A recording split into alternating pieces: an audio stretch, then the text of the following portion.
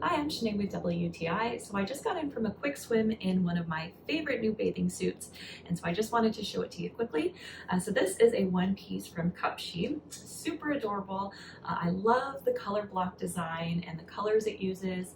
The orange, the peach, and the white have a very summery feel to it. The neckline is a nice plunge V neckline, which is also mirrored on the back as well. A feature I really like in particular is this tie waist right here. It's very chic and it's also situated on the smallest part of your waist, so very flattering to wear. I really like how the bottom is cut as well. I find with a lot of bathing suits lately, they're cut a little bit too high for my liking, but this gives me coverage that I feel very comfortable with. Size-wise, I found that it is true to size. I ordered a medium and it fits me just great.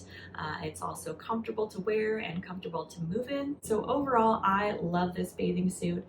It's modest, but still stylish, perfect for family vacations. And so this is one I will definitely be wearing on future vacations. So absolutely love it. And that's my point of view.